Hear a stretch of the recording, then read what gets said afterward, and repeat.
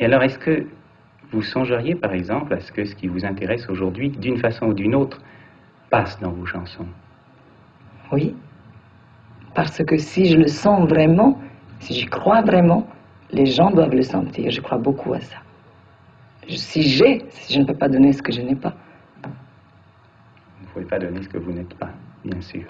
Ce que vous n'avez, vous ne pouvez pas donner ce que vous n'avez pas, et vous ne pouvez pas donner ce que vous n'êtes pas.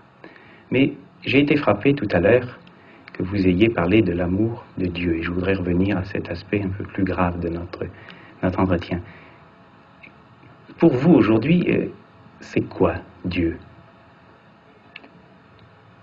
Eh bien, Dieu, c'est cette force, c'est ce quelque chose que j'ai en moi, cette étincelle divine, qui fait que on est un et tous.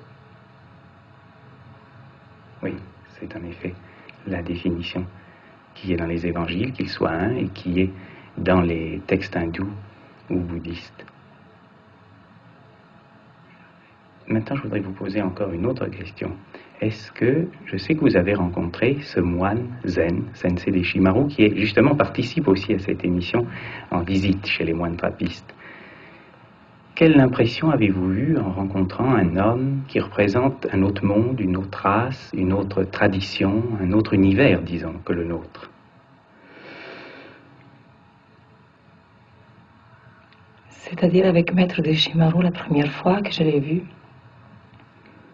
s'il n'y avait pas ce contact de mon âme à ton âme, comme il le dit tout le temps, toujours, c'était un peu difficile de pouvoir communiquer parce qu'il ne parle pas le français, il parle peu l'anglais, moi je parle très mal l'anglais, donc s'il n'y avait pas cette communion entre une âme et une autre, il ne m'aurait rien apporté, et pourtant je sais qu'il m'a apporté beaucoup. Je comprends bien qu'à un certain moment de votre vie, vous avez dû passer par une terrible souffrance.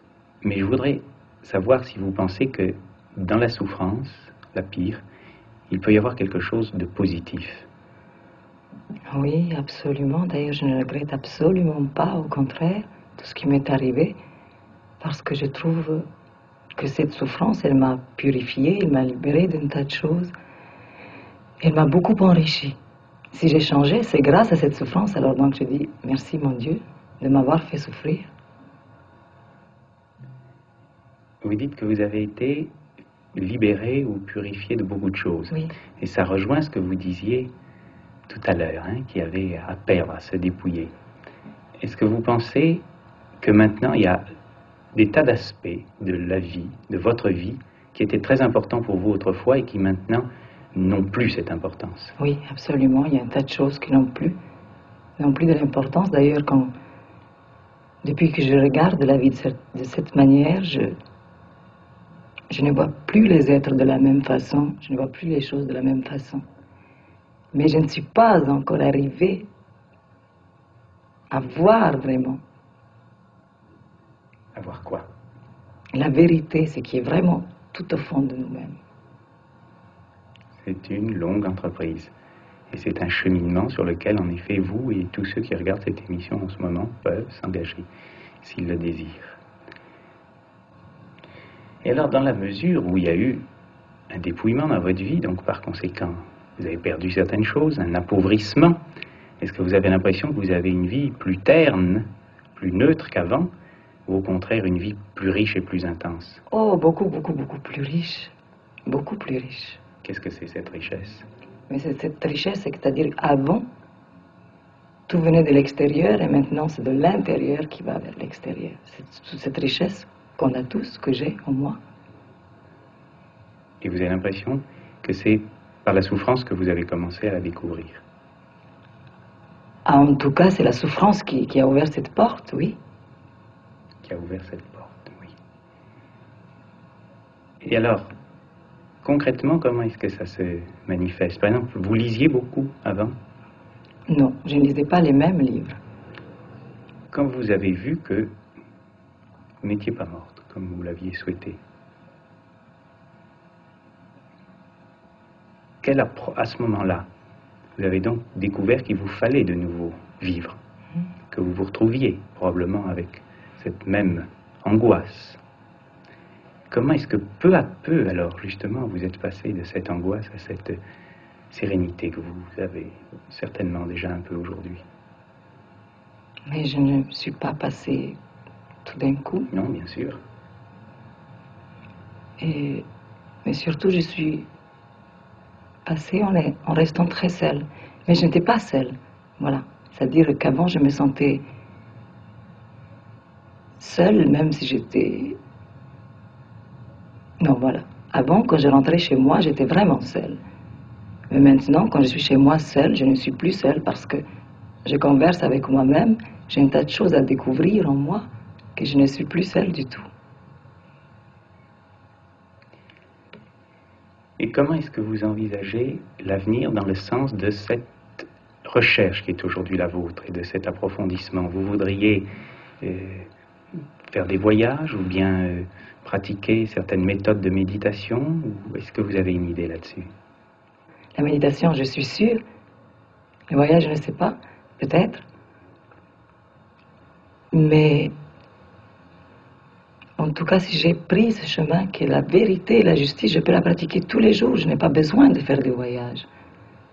Je peux la mettre en pratique tous les jours avec les gens qui sont autour de moi et ceux qui sont mon public, qui sont plus loin de moi et très près aussi.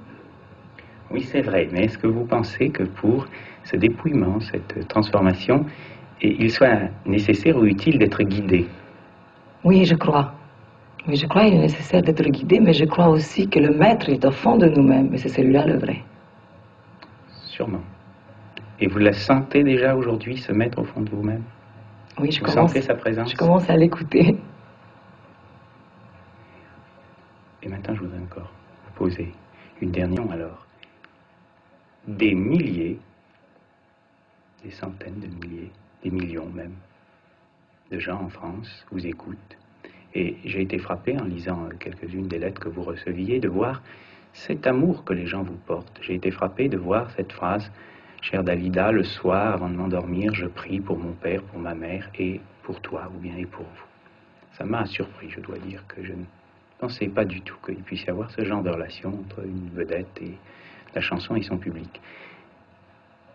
Est-ce que vous sentez que, est-ce que vous voudriez profiter de l'occasion de cette émission, de cet invité du dimanche, pour dire certaines choses que vous avez envie de dire et que vous ne pouvez pas dire dans les interviews habituelles à tout ce public qui vous aime, justement? Est-ce que vous voudriez leur dire certaines choses? Oui, bien sûr, j'ai beaucoup à dire, mais c'est toujours comme ça. Quand on a beaucoup à dire, on finit pour rien dire.